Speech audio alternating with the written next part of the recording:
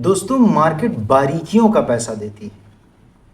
आपकी स्ट्रेटजी कितनी स्ट्रांग है या आपकी स्ट्रेटजी कितनी वीक है, ये आपकी ऑब्जर्वेशन पे डिपेंड करता है।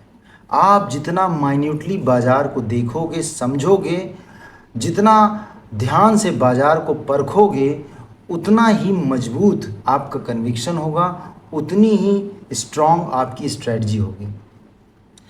एक ही तरह की कैंडल बनती है, चार्ट एक ही बनता है रोज, लेकिन प्रॉफिट वही कमा के ले जा पाते हैं जो मार्केट को बारीकी से समझते हैं, एक एक कैंडल को बड़ी बारीकी से समझते हैं और कैंडल के साथ और भी बहुत सारी चीज़ों को जो चार्ट पे नहीं दिखती हैं उसको भी वो बड़े ही इत्मीनान से, बड़ी ही समझ से, बड़ी ही बारीकी से समझते हैं। चार्ट पर कैंडल जो बन रही है, कुछ लोग सिर्फ वो कैंडल देखते हैं। जैसे ये कैंडल बनी, ये कैंडल गैप डाउन हुआ, मार्केट गैप डाउन हुआ, मतलब मार्केट में सेलिंग का प्रेशर है। पहली कैंडल भी जो बनी वो रेड बनी, ये भी बता रही है कि सेलिंग का प्रेशर है। लेकिन देखिए, इधर भी वीक बनी हुई है, इधर भी वीक बनी हुई है। ये वीक हमें क्या बता रही है? ये जो वीक बन जाती है ये हमें क्या बताती है? वीकनेस बताती है। वीकनेस बताती है, कन्फ्यूजन बताती है, कमज़ोर हाथ बताती है। ये वीक हमें बता रही, इधर भी वीक है, इधर भी वीक है, ना बायर इसमें बड़ी ही स्ट्रांग है और ना ही सेलर इसमें बड़े स्ट्रांग है। अब ये देखिए, ये कैंडल जो बनी है, ये रेड कैंडल ज़्यादा अच्छी है या ये रेड कैंडल ज़्यादा अच्छी है? ये ऊपर वाली जो रेड कैंडल है ये ज़्यादा अच्छी है, ये ऊपर वाली जो ग्रीन कैंडल है ये ज़्यादा अच्छी है, क्योंकि इसमें कन्फ्यूजन नहीं है, क्लैरिटी है।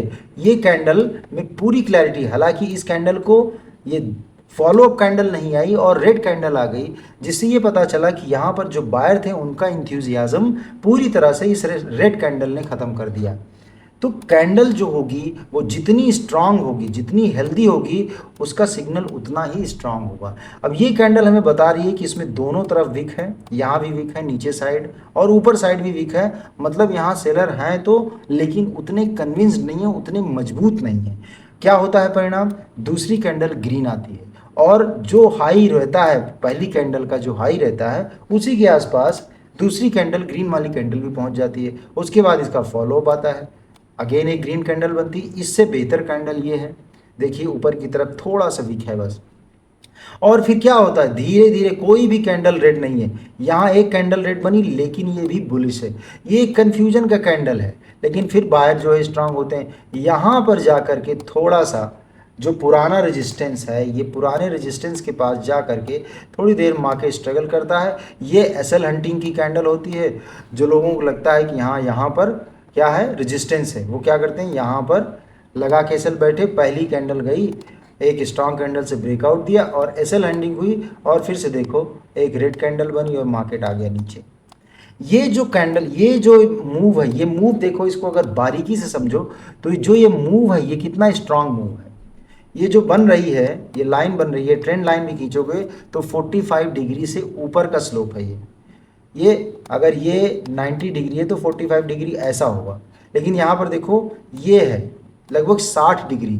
तो जितनी ज़्यादा डिग्री होगी उतना स्ट्रॉन्ग ट्रेंड होगा। ये देखो, ये जो बन रहा है लगभग 65-70 डिग्री का कोण बना रहा है। ये जो एंगल बन रहा है ये 65-70 डिग्री का, मतलब ये जो मूव है यहाँ से लेकर के यहाँ तक का, ये काफ़ी बुलिश मूव है। कोई इंडिकेटर लगाओ या ना लगाओ, यही बारीकी समझने की ज़रूरत है।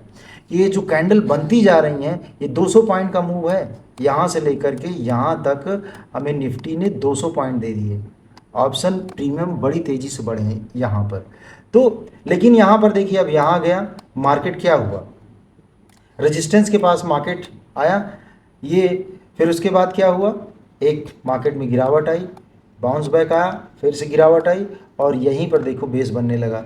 अब क्या होगा, अगर प्राइस पैटर्न बनना है तो ये लो टूटना चाहिए, ये यहाँ से जाए, यहाँ लो नहीं टूटा, क्या हुआ, मार्केट यहाँ पे गया। अब ये हाई टूटना चाहिए, मार्केट को अगर फॉलो करना है तो ये हाई हो गया, ये लो हो गया। ना तो ये हाई टूटा और ना ये नीचे वाला लो टूटा।